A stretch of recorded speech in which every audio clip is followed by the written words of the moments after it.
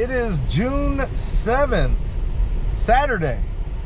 Technically a week away from the perceived robo-taxi launch. I guess we shall see, since Tesla has said nothing about it. We did a little Uber this morning. Some good, some bad, but all in all, made a little money and got to test some of the limits of 13.2.9. I wanted to go back out maybe later today, but I'm not so sure. This migraine is persistent, ladies and gentlemen.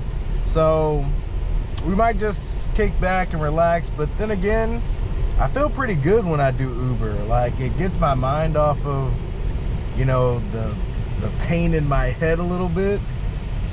We'll see. But right now we've neglected our co-pilot Chewbacca for long enough. It's a little after 6.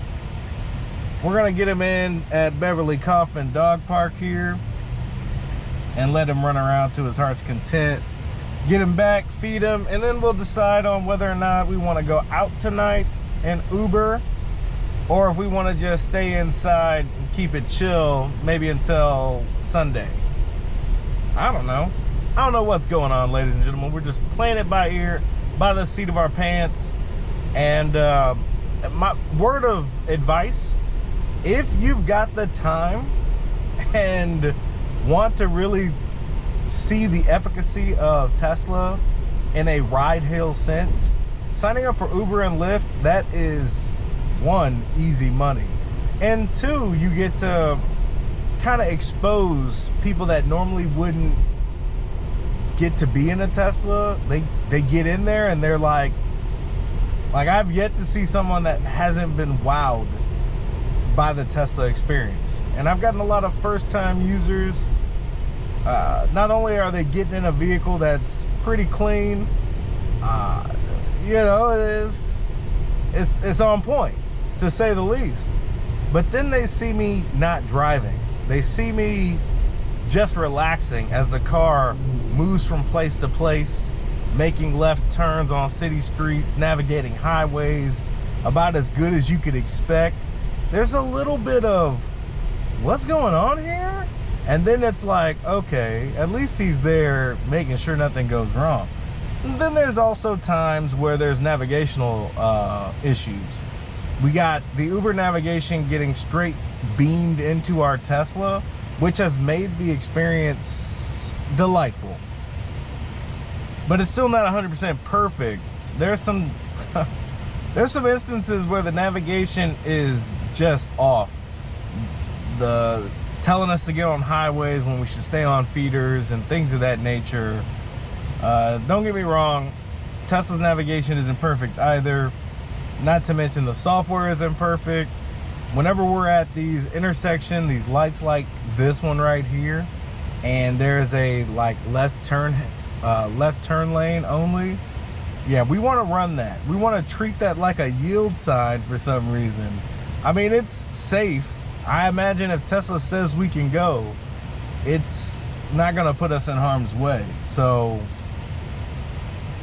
but still, the law is the law, and if that light's red, we shouldn't be encroaching on it, to say the least.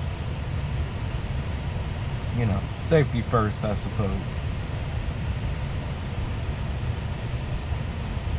But other than that, it's fun. It's like the gamification from Uber's app, you know, being of service to people, especially out here. Like, I start the Uber clock in this area, right, where I imagine there aren't too many Uber drivers, and I imagine they're grateful, especially from their tips. They seem quite grateful.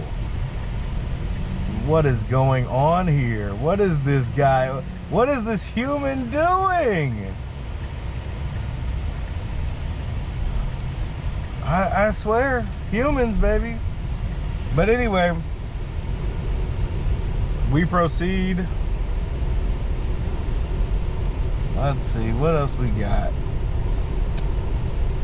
Yeah, so we kind of let the Uber device take us where it needs us. We're not, you know, if we end up in the heart of Houston, downtown or at the airport, that's because a rider from the outskirts has taken us inland, basically. So we'll go anywhere, but I want to be of service to especially my surrounding community of Katy, and, you know, get people to where they need to be as safely, as efficiently, as humanly possible, with an abundance of style, and be rewarded for it. I don't mind jabbering, or, you know, I kind of give my riders a window. You know, I'm judging a book by its cover and deciding on whether or not they're potential Tesla buyers, and I've got my QR codes ready to dish out to them. You know, those are the ones that are,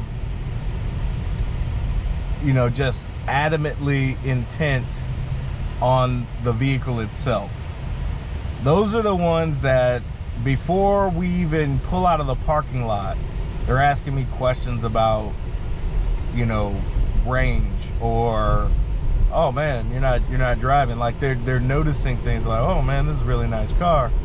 Like, those are the ones I'm trying to give my QR codes to, that might actually have a vested interest in wanting to use the referral. Speaking of which, we haven't had a chance to shout out to Jose. Jose bought a Model 3 in early June, and we want to thank him for using our referral code. So hopefully we can put that on screen. And ladies and gentlemen, join the freaking party. This is the best toy that you will ever purchase. And not only is it fun, it'll be the most functional thing that you own. You know, depending on how much you drive. I don't even drive a lot, ladies and gentlemen. I've just started driving for Uber. I imagine my mileage is going to tick up because of how easy it is to make money with Uber and FSD. But if you don't even drive a lot, you'll notice the miles that you have are going to be like the absolute utmost quality miles. You know, take it from someone that, you know, would probably drive less than, I think my insurance had me at somewhere around 5,000 miles for the year. We're gonna change that with Uber, but, and being of service, testing out FSD. But if there were no FSD, I wouldn't drive a lot, and I would still want a Tesla, simply because it's the safest thing I could own, and it's the funnest thing to not drive. Let's put it that way. No other auto manufacturer on the planet is offering you autonomy that you can buy. So join Jose, join Mina, and get some of them referral credits. I want to say you get 3 months of full self-driving, what I have on display, for free. And then right now it's at $99 a month. I can't tell you to buy it outright, but, you know, 99 bucks a month out of subscriptions, that would be a steal, to say the least. So kudos again to Jose. I hope you're enjoying that fresh Model 3. And likewise to Mina, I'm pretty sure that Model Y is fresh and so clean. My co-pilot, you hadn't been in this seat in a while, you get a little antsy. So, you know, out here, the rapid growth from when we first moved out here to now, I say it over and over again, none of this was out here before, and a year from now it's gonna look totally different. So I'm here for it, the expansion. Move on out here to the greater Houston area, folks. Be part of the state of Texas is going to be a part of some pretty historic things in the upcoming future. You know, you got Tesla doing great things, but you also got SpaceX. There's a lot of companies out here doing some groundbreaking things in our great state. Come on and be a part of it. Come on down and become a Texan. We got plenty of room for you. All right. So, you know, I just wanted to break a little bit, maybe do some, you know, just communicate with the people. I don't support Tesla lightly. I've never been one for brand loyalty, especially when it comes to vehicles, because to me they were always the same.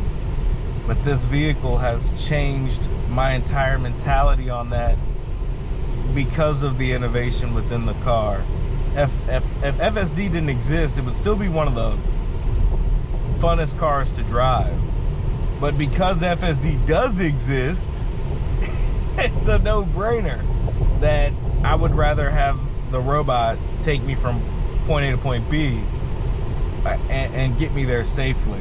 I think my buddy, he likes to play the contrarian. He doesn't like the digital takeover that has occurred.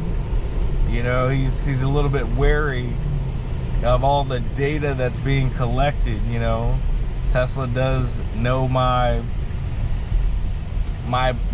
beat, you know, where I'm at, you know, so I can see some of that being a bit cautionary. And boy, maybe we should not have come to this dog park, because it is packed over here in the parking lot. Absolutely packed. But we're gonna see if we can get in and fit in for Chewbacca's sake. But to me, the battle for privacy was lost a couple decades ago. You know, there's society has moved. You could live in an Amish lifestyle. You know, that's no big deal. But I, for one, love civilization and every perk that comes with it. If giving our data to these corporations is going to prove problematic, you know, that is what it is. As our vehicle gets us to where we need to be,